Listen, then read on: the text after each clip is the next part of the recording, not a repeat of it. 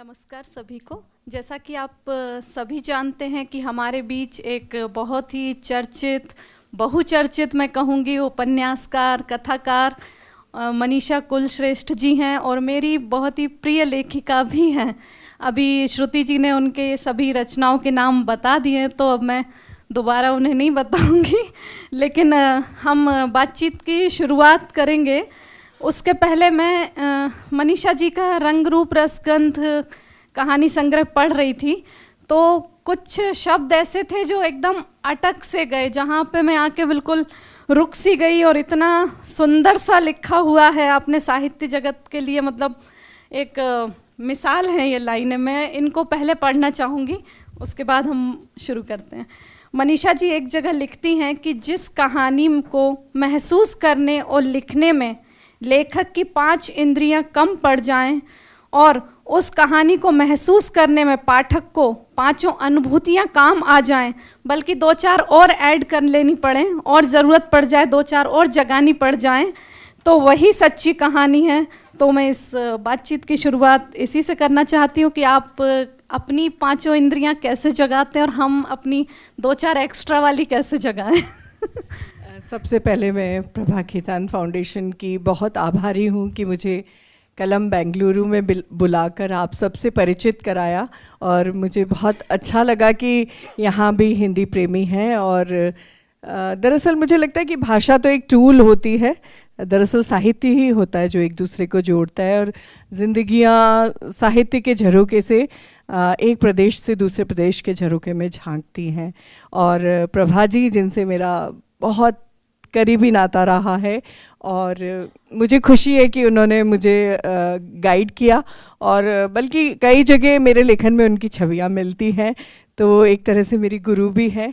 तो आज मैं उनको याद करते हुए इस सवाल का जवाब देना चाहती हूँ।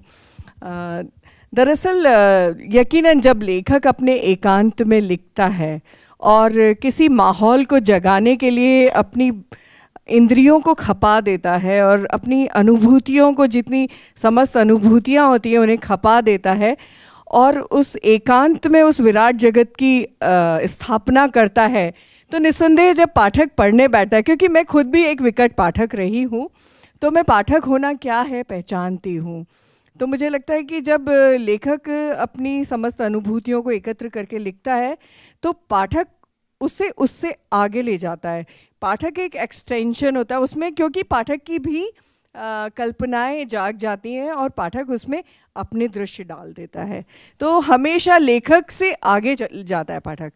जैसे हम रविंद्रनाथ टैगोर या विमल मित्र को पढ़ते हैं और हम जिस बंगाल की रूमानी कल्पना करते हैं, वो शायद जो बंगाल उन्होंने पेश किया उससे कहीं आगे का बंगाल होता है।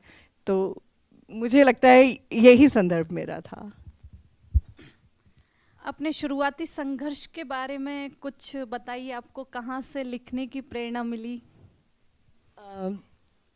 दरअसल लेखन में मेरे ऐसे कोई बहुत भीषण संघर्ष नहीं रहे, और शुरू कहाँ से किया लिखना, तो मुझे लगता है कि बहुत जल्दी शुरू कर दिया था कि जब नहीं शुरू करना था। मैंने 10वीं क्लास में एक प्रेम कहानी लिख के सरिता मैगजीन को भेज दी थी और वो सखेत वापस आ गई थी क्योंकि मैं उस वक्त एडल्ट भी नहीं थी, 13 साल की थी। और वो किसके हाथ पड़ी थी? लौट के आई तो मम्मी के हाथ पड़ी और मम्मी ने कहा ये क्या है, और मेरे भाई बहनों ने मेरी बहुत हंसी उड़ाई।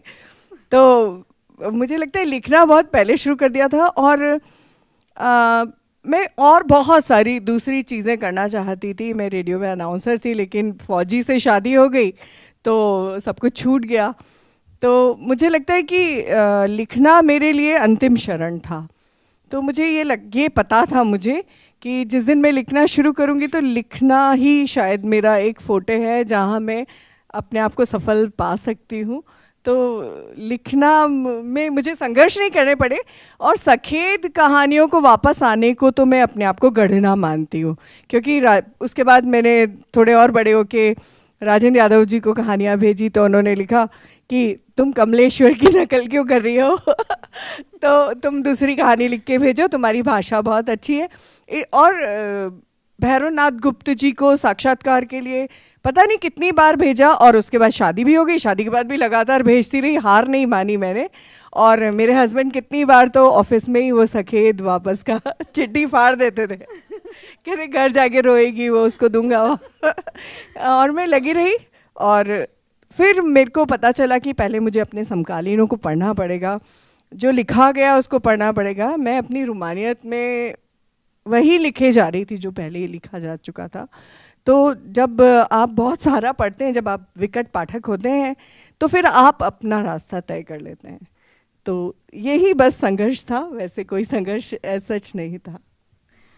आपने उपन्यास लिखे हैं, तो मुझे पता चला है कि आपको उपन्यास लिखने के लिए सबसे पहले किसी ने चैलेंज किया था कि उपन्यास लिख के दिखाओ तो जाने।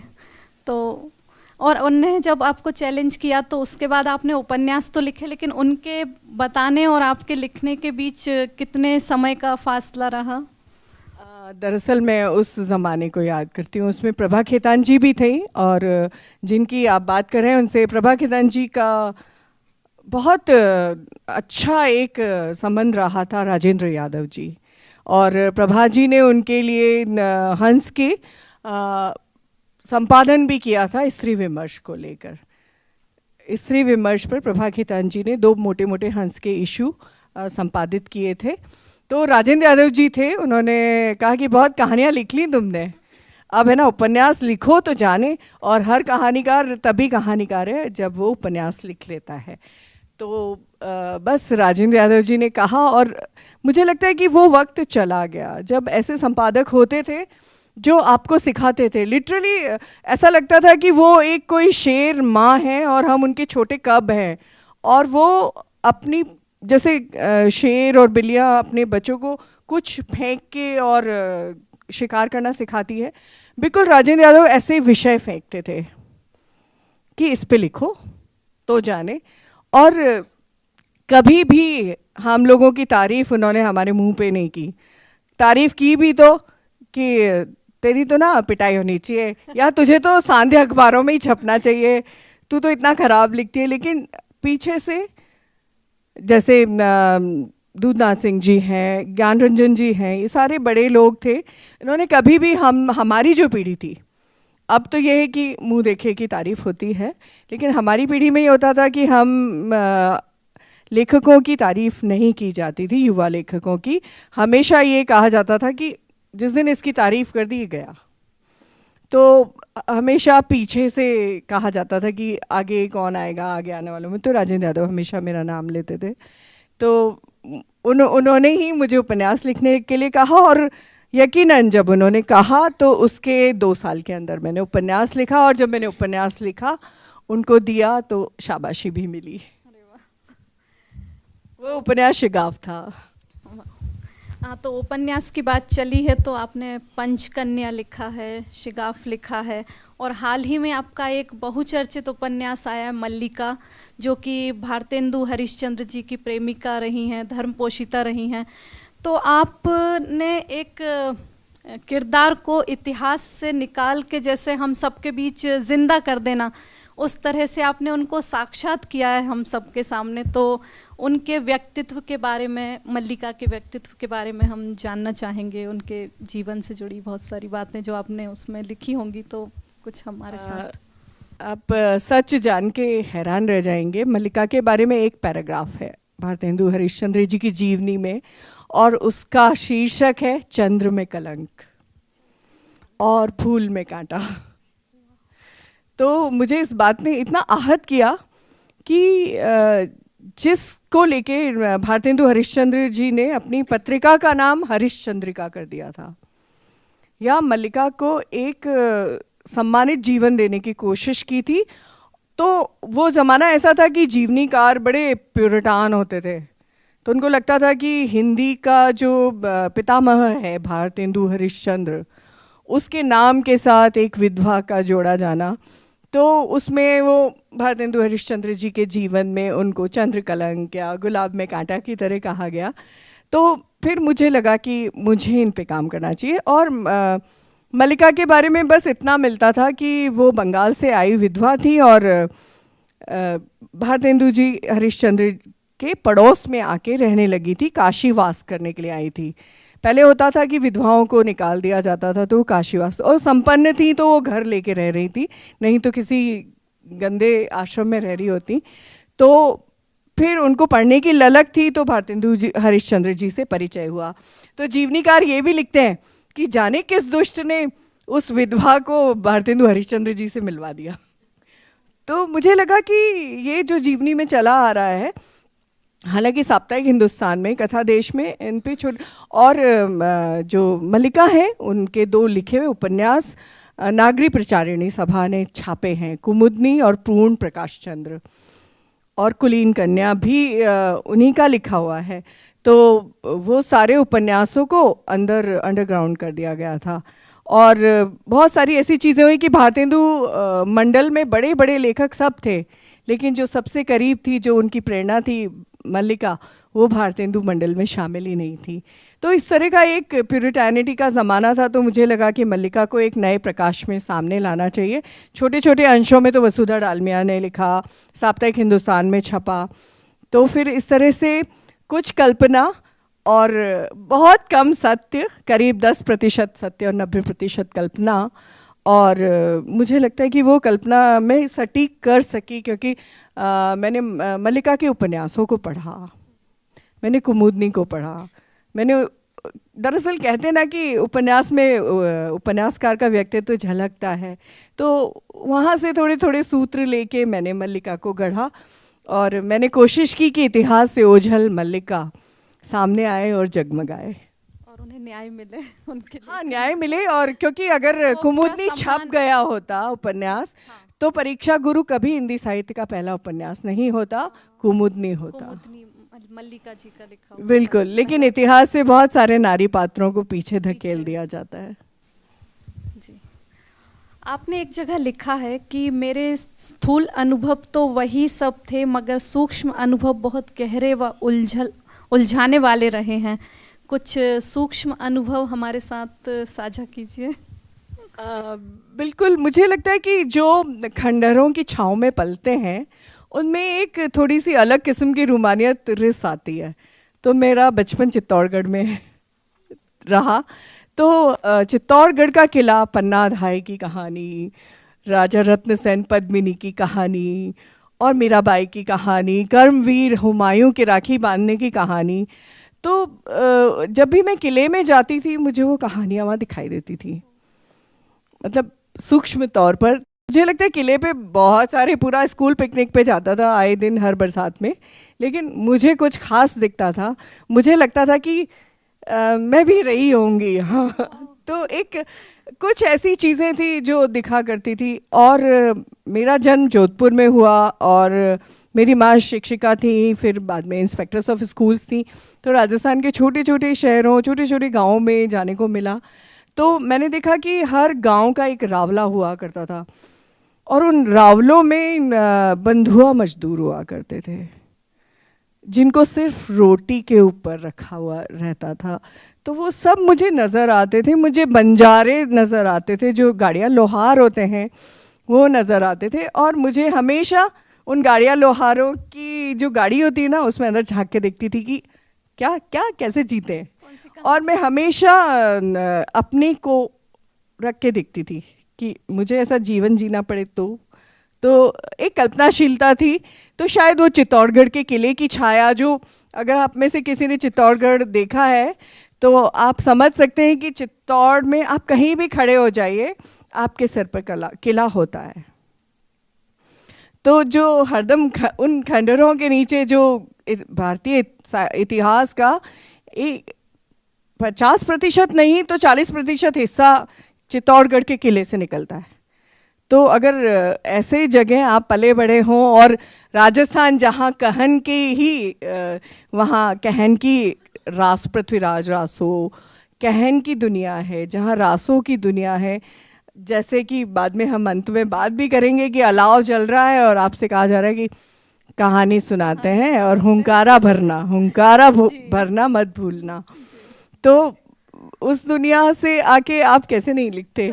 तो सूक्ष्मताएं वहाँ भी। और राजस्थान जहाँ एक कटोरी पानी फैलाने में माँ का कर्रा चाटा पड़ता था, तब आज भी वही आदत है कि पानी कम फैलाते हैं, क्योंकि जानते हैं कि 10 किलोमीटर दूर से पानी लाना क्या होता है।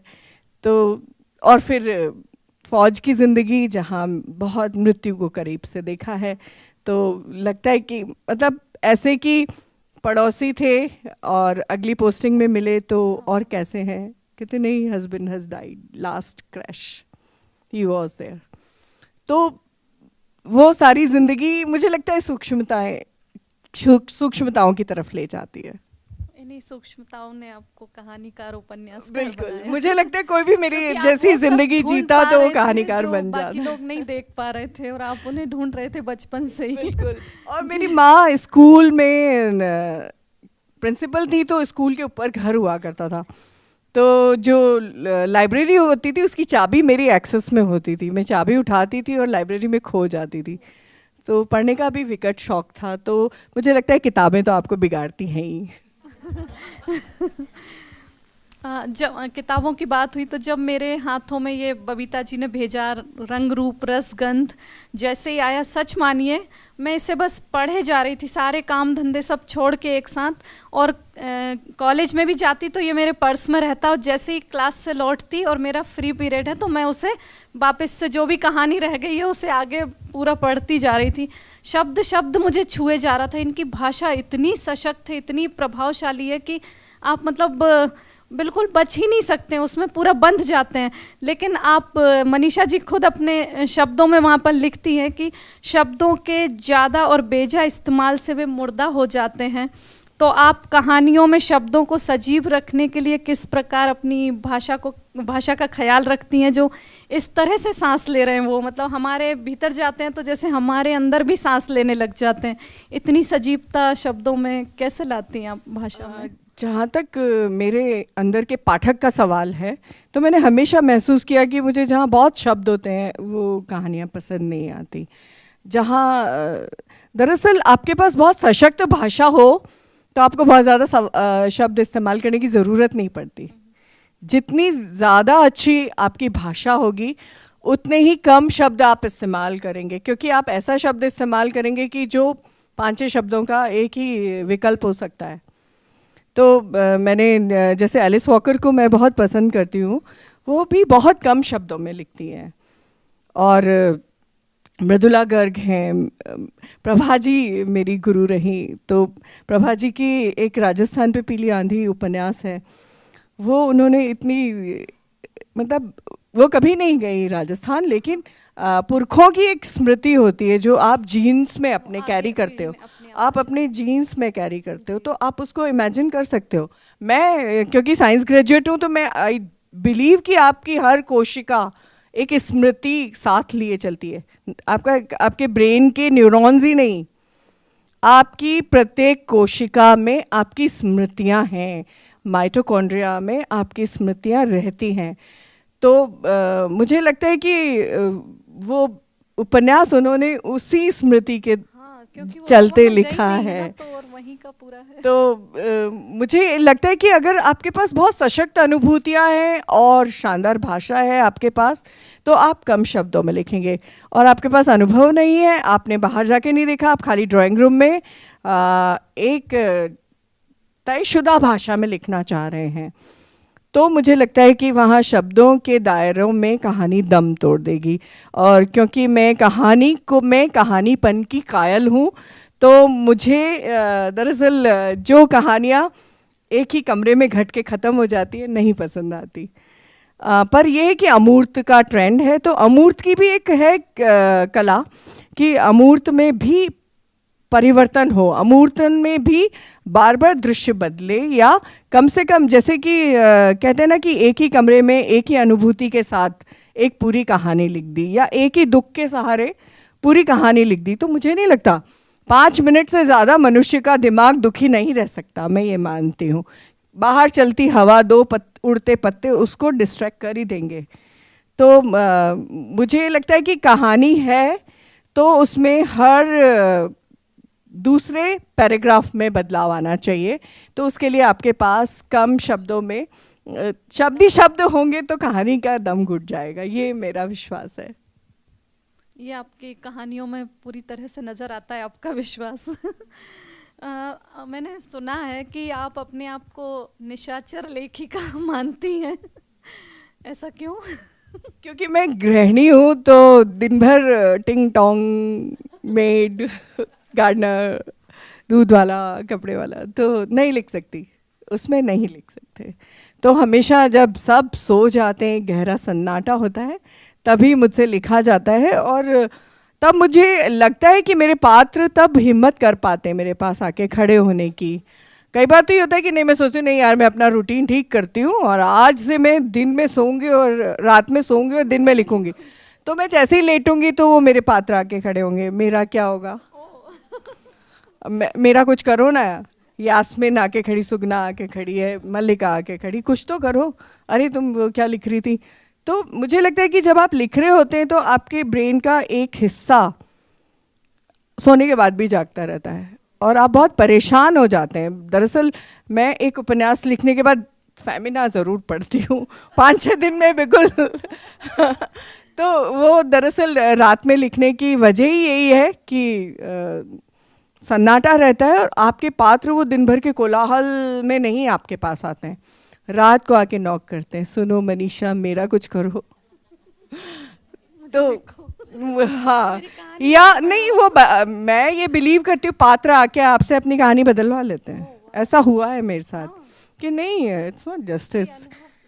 हाँ, यास्मीन जो कहानी थी, यास्मीन जो मैंने लिखा था, बहुत बार उसने कहा तुमने मुझे मार दिया, तुमने मुझे क्यों मार दिया। शिगाफ की नायिका है, अमिता की, हाँ, तो तुमने मुझे मार दिया, मुझे ज़िंदा रहना था, लेकिन वो ज़िंदा रहती तो मेरी कहानी आगे नहीं बढ़ती। तो मैंने थोड़ी क्रूरता की, पर वो इतनी ज़िंदा है आज भी। यास्मीन मेरे दिल के बहुत करीब है।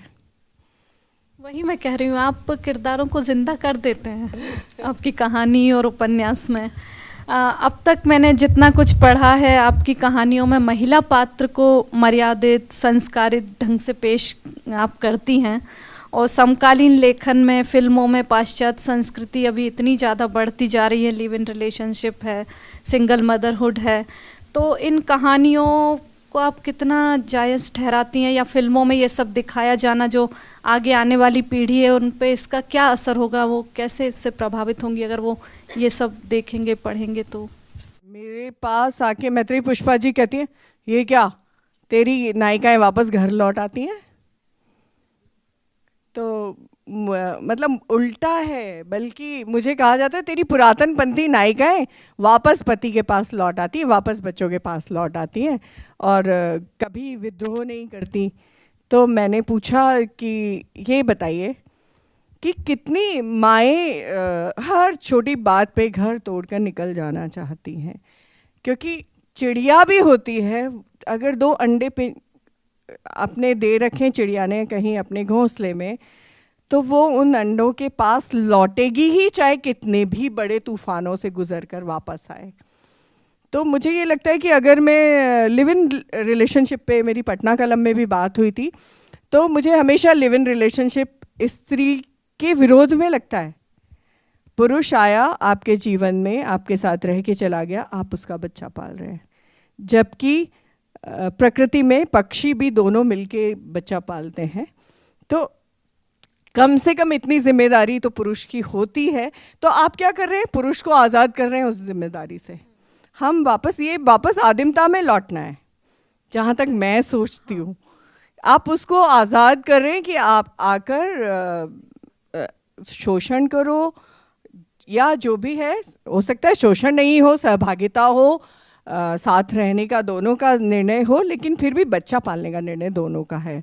तो अगर लिव इन रिलेशन, और मुझे क्या लगता है कि हर संबंध मनुष्य को जाते जाते एक स्कार देके जाता है, और जितने स्कार होते हैं उतना व्यक्तित्व कॉम्प्लेक्स्ड होता है। आप उतने सरल नहीं रह सकते। हर संबंध ब्रेकअप के बाद, ये मैं बच्चों को भी समझाती हूँ अपने, और जो मेरे बच्चों के मित्र हैं उनको भी समझाती हूँ कि ब्रेकअप बहुत आसान है, लेकिन क्या कभी तुमने देखा वो तुम्हारे अंतस पे एक बड़ा घाव देके गया है? ये घाव आज नहीं दिखेगा, लेकिन आगे जो कॉम्प्लेक्स बिहेवियर है वो उसमें आपको दिखेगा। तो मुझे लगता है लिव इन रिलेशनशिप महिलाओं के विरोध में है, शादी महिलाओं के पक्ष में है, जहां आपको आर्थिक सबलता मिलती है, आपके बच्चों को घर मिलता है, पिता की जिम्मेदारी मिलती है और एक निश्चिंतता मिलती है, और पुरुष के उन कर्तव्यों के प्रति। और मुझे लगता है कि लिव इन रिलेशनशिप से ये समाज भी दरकता है, और ये समाज तो धीरे धीरे बना है ना, हम तो आदिमता से यहाँ पहुँचे हैं, तो हम पलट कर क्यों जाएं, मेरा ये विश्वास है। लेकिन शायद लोग इस तरह नहीं सोचते, आज़ादी सोचते हैं। तो मुझे लगता है आज़ादी और विवाह में केवल स्त्रियां ही स्ट्रगल नहीं करती, पुरुष भी करते हैं, बहुत सारा एडजस्टमेंट पुरुष भी करते हैं। तो आपकी आगे कोई ऐसी कहानी हम पढ़ेंगे जिसमें आप इसका विरोध करते हुए कुछ लिखें? नहीं, जैसे मेरी कहानी है सुनंदा, वो केयर ऑफ स्वाद घाटी, हाँ। उसमें वो घर लौटती है, तो मुझे हमेशा कहा क्या घर लौटा दिया। तो मुझे ये लगता है कि क्यों, मैं भी होती तो घर लौट जाती, बच्चों के लिए तो लौटना पड़ता है। तो कई लोग कहते हैं नहीं लौटो, तो शायद उनके विचार है, मैं अपने आप को पिछड़ा कहलाना पसंद करूंगी, क्योंकि घर एक ऐसी यूनिट है जिससे ये समाज और ये देश बनता है, समाज बनता है, देश। तो मुझे नहीं लगता कि मुझे आदिमता की, और मैं विरोध तो नहीं करूंगी, क्योंकि हो सकता है हर संबंध की एक समीकरण होता है। तो अगर बहुत निजी तौर पे जाके देखें तो मुझे ये भी लगता है कि अगर शादी बिल्कुल ही असहनीय है तो तोड़ भी देना चाहिए, वहाँ की स्ट्रगल नहीं करना चाहिए। तो मैं इसमें भी पूरा विश्वास रखती हूँ। लेकिन हाँ, लिविंग इन में मुझे कुछ अनकंफर्टेबल लगता है। जी। और फिल्मों में कुछ कहेंगी? आजकल फिल्मों में ये सब बहुत दिखाया जा रहा है, उस पर आप कुछ कहना चाहेंगे? फिल्मों में दरअसल फिल्में और समाज एक दूसरे, फिल्में समाज साहित्य आपस में, मेरे को लगता है कि वाइस वर्सा, फिल्मों में देखकर कुछ नए जोड़े ऐसा करना की कोशिश करते हैं, और नए जोड़े ऐसा करते हैं तो फिल्मों में आता है। तो मुझे लगता है कि अगर हम बात करें यौनिकता की या सेक्सुअल रिलेशनशिप की, जो इतनी कॉमनली हो रहे हैं, तो मुझे लगता है ये वक्त है ऐसा, हम इसमें कुछ कर नहीं सकते, इसका साहित्य भी, इसको सहना भी पड़ेगा, और उतनी ही अगर दिखाई दे रहा है तो लिखना भी पड़ेगा, और फिल्मों में भी आएगा अब, और उसके परिणाम भी आएंगे। तो बिल्कुल एक तटस्थता से लेखक का काम समाधान देना नहीं होता, लेखक का काम होता है कि वो ब्लूप्रिंट उतार दे उस समाज का, और उसमें से समाज अपने समाधान ढूंढे। फिल्में भी यही करती हैं, अगर ये दिखा रही हैं, जैसे कबीर जैसी फिल्म दिखा रही है, उसका विरोध बहुत हुआ, लेकिन क्या ऐसे लोग होते नहीं हैं? तो उस संदर्भ में दिखाकर आपको ये नहीं दर्शाया जा रहा है कि वो एस्टेब्लिश कर दिया गया कबीर नाम का, या फिर ऐसा है कि आपको दिखा दिया, आप उससे सीख ले सकें तो ले लीजिए। तो दरअसल ये लिखना, फिल्में, ये सब कभी भी समाधान नहीं देते, और जो फिल्में समाधान देती हैं तो मुझे लगता है कि वो बहुत अच्छी फिल्में नहीं होती हैं। समाधान एकांगी होते हैं, आप किसी भी कहानी को उसके संपूर्ण रूप में प्रस्तुत करें तो उसमें से सब अपने समाधान ढूंढ सकें, ऐसी फिल्म, ऐसी कहानी होनी चाहिए। अब जब फिल्मों की बात चली है तो आपकी एक कहानी कालिंदी, उस पर एक फिल्म बनाई रवि जाधव जी ने, न्यूड फिल्म, आपने उस पर केस भी किया, काफ़ी आपने संघर्ष भी किया, तो उस पर हम कुछ सुनना चाहेंगे। कैसा रहा, मतलब आपका वो इस तरह से एक चोरी है, मतलब वो तो बिल्कुल चोरी थी, उसे मानना भी ना उस बात हाँ, को नहीं माना, क्योंकि बहुत बड़ा प्रोडक्शन जी टीवी उसके साथ था, और मुझे दिखाई गई फिल्म, और कालिंदी में जैसा कि दृश्य है कि वो अपनी न्यूड मॉडल का पीछा करता है और देखता है, वो सारे सीन थे, और फिर भी मैं हार गई, क्योंकि मैं 1 साल तक तो लड़ सकती थी, मैंने अपने 3-4 लाख खर्च किए, और अपने ही जो रॉयल्टी और इस सब के खर्चों, क्योंकि मैंने हस्बैंड से नहीं लिए, तो मुझे फिर लगा कि मैं सुप्रीम कोर्ट या हाई कोर्ट में नहीं जा सकती, और मैं हार गई थी। जज ने मेरी एक भी बात नहीं सुनी, वहाँ लग रहा था सब कुछ बिका हुआ है, सब कुछ तयशुदा था। रवि जाधव तो आए भी नहीं, मैं 100 बार गई कोर्ट में, जब मैंने कोर्ट का कभी शक्ल नहीं देखी थी, और फाइनली मैं हार गई, न्याय नहीं मिला। नहीं न्याय मिला। मुझसे पूछा मेरे वकील ने, आप आगे लड़ना चाहती हैं? तो मैंने मना कर दिया, क्योंकि उसमें इतना खर्चा और वो सब, हाँ, बहुत फाइनेंशियली मेरी इतनी हिम्मत नहीं थी कि मैं लड़ पाती अंत तक। पर मेरा साथ हिंदी साहित्य के सभी लोगों ने दिया और सबने साथ दिया। और फिल्म फ्रेटर्निटी से शेखर कपूर भी उन दिनों में नेशनल फिल्म इंस्टीट्यूट की ज्यूरी में, नेशनल फिल्म फेस्टिवल में, नेशनल फिल्म अवार्ड्स की ज्यूरी में थी। तो वहाँ शेखर कपूर भी मेरे साथ थे। उन्होंने मुझसे पूछा, बहुत सारी वहाँ भी बातें हुई, लेकिन अंततः हार गए। स्टे लगा था फिल्म पे वहाँ तक। चलो इतना ही ठीक है। तो हुआ। आपके बहुत ही चर्चित उपन्यास है स्वप्नपाश। स्वप्नपाश की बात करते हैं। इसे आप लिखते हुए किस प्रकार किरदार के अंतर्द्वंद से गुजर रही थी? क्योंकि उसमें एक ऐसी बीमारी की बात की गई है जो पूरी मनोवैज्ञानिक है, जिसमें जो किरदार है आपका गुलनाज, उसे वो सारी चीज़ें दिखाई देती हैं जो हैं नहीं हकीकत में। तो मैं उस उपन्यास के बारे में थोड़ा सा सभी जब मैंने गुलनाज फरीबा को लेना चाहा, सबसे पहले तो सिजोफ्रेनिया शब्द मुझे बहुत हॉन्ट करता था कि किसी को भी कह दिया जाता था सिजोफ्रेनिक है। तो मैंने जानना चाहा सिजोफ्रेनिया है क्या। तो सिजोफ्रेनिया केवल पागल होना नहीं है, सिजोफ्रेनिया बहुत ज़्यादा ब्रिलियंट होना है। इतना ज़्यादा ब्रिलियंट होना है कि आप इतनी स्पीड में चलें कि आपसे कार का स्टीयरिंग छूट जाए।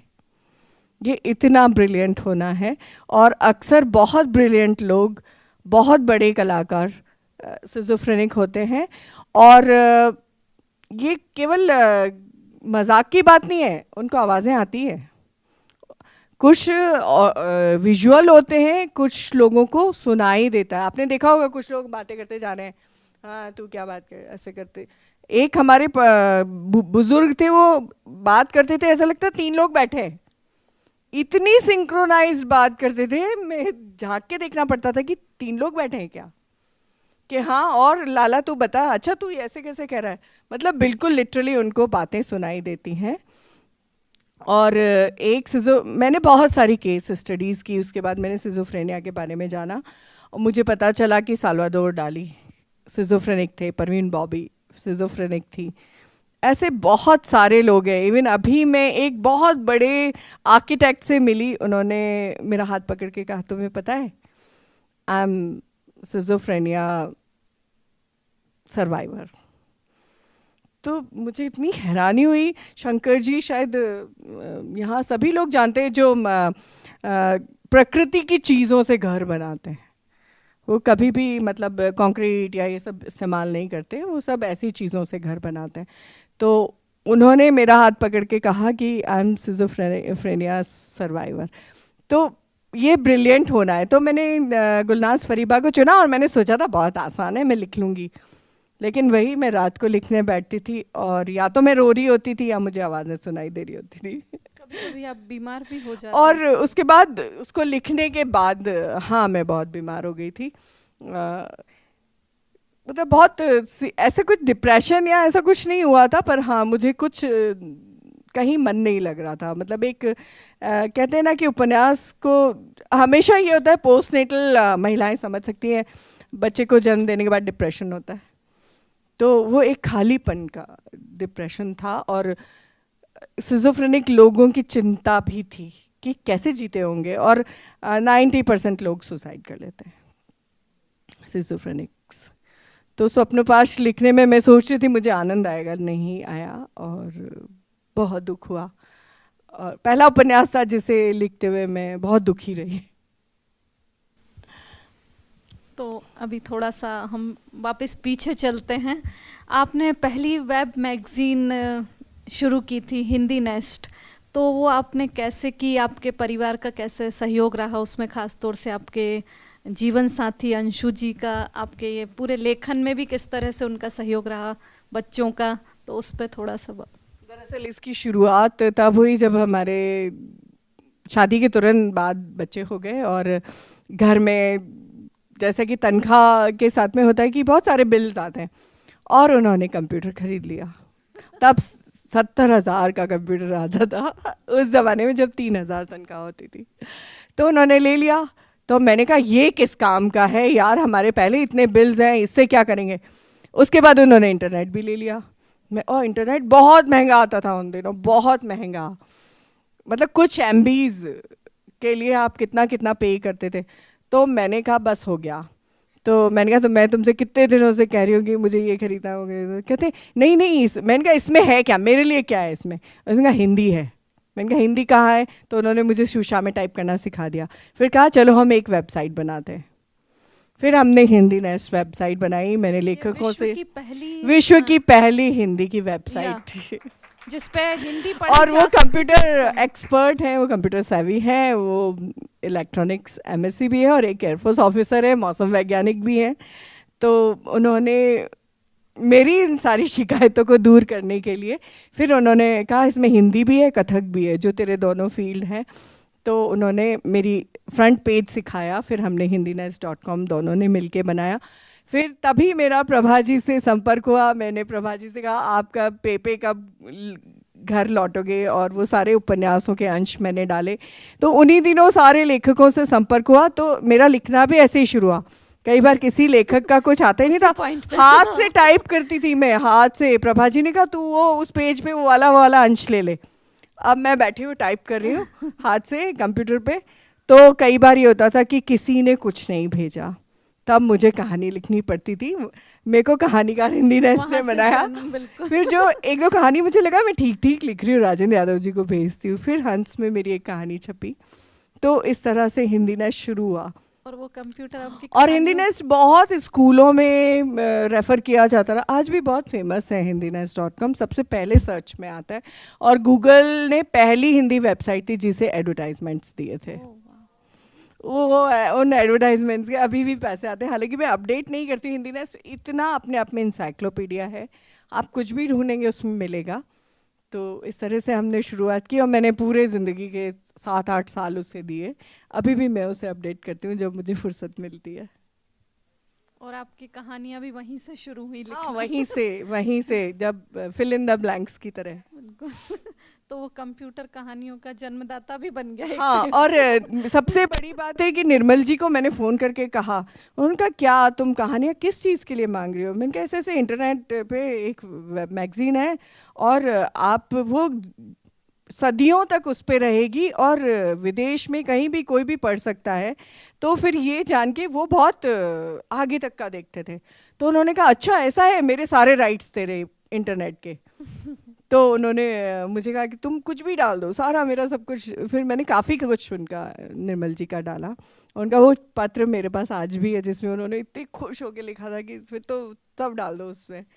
और एक जापानी छात्र था, उसने टोक्यो से मुझे, भारतीय था, उसे टोक्यो से मुझे लिखा मनीषा जी आपने मुझे आज घर का खाना खिला दिया। बस वो मेरी सबसे बड़ी उपलब्धि थी। घर का खाना बहुत ही बड़ी बात है।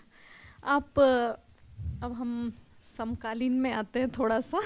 तो आप हिंदी साहित्य समाज से क्या चाहती हैं, और आपका समकालीन लेखकों और लेखिकाओं के साथ कैसा संबंध है, उस पर थोड़ा सा? मतलब हिंदी साहित्य समाज जिसमें पाठक भी आए, पाठक भी शामिल हो? अभी लेखक की मैं बात करूं तो जब से फेसबुक आया है और सोशल मीडिया आया है, बहुत सारी गृहिणियों ने लिखना शुरू किया है।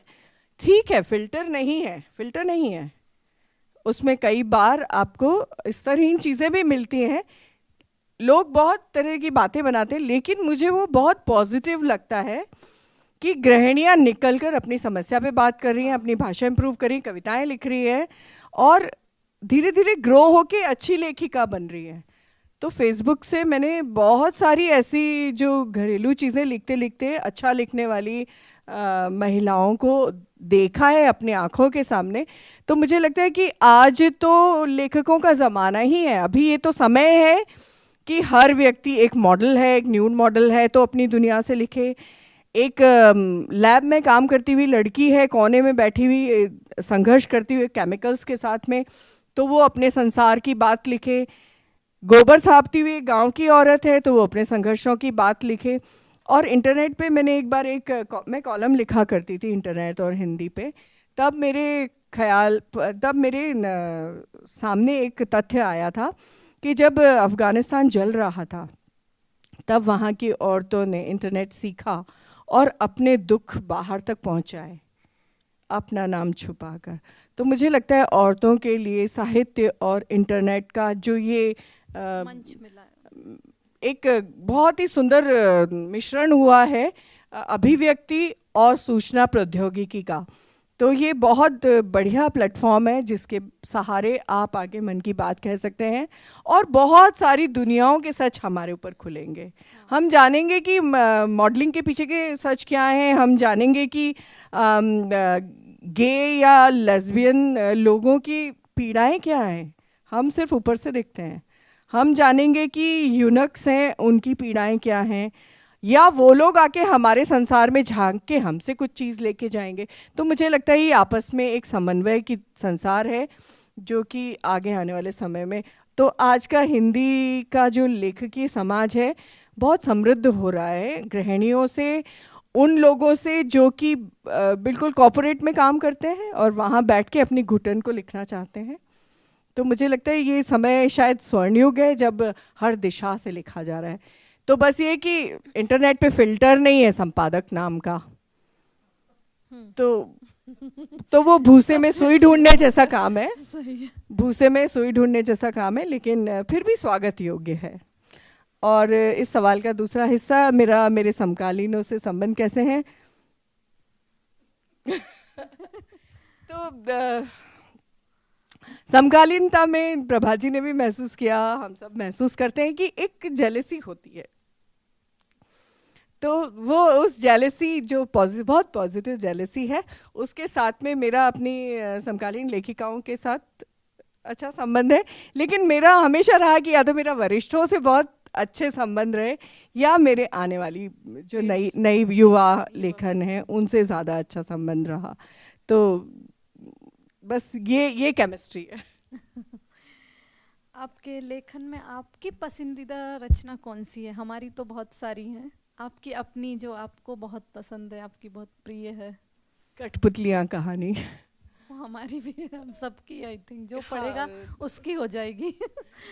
और कठपुतलियाँ कहानी मैंने, प्रश्न है, रविंद्र कालिया जी के दबाव में केवल 3 दिन में लिखी थी कठपुतलियाँ कहानी, और पर लगता है कठपुतलियाँ मेरे जहन में बहुत बरसों से थी, क्योंकि देवीलाल सामर जी थे, आप में से शायद कितना लोग राजस्थान से जुड़े हो, तो कठपुतली कला के पहले भागीरथ थे जिन्होंने कठपुतली कलाकारों को रशिया के पपेटियर्स से मिलवा के लोक कला मंडल की स्थापना की थी उदयपुर में।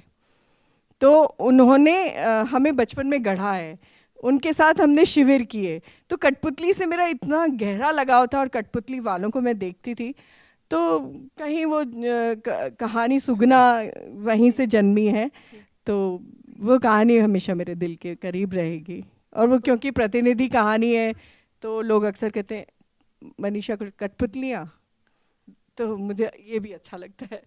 श्रोताओं से कुछ प्रश्न कोई सवाल आप लोगों चाहता हूँ? जी।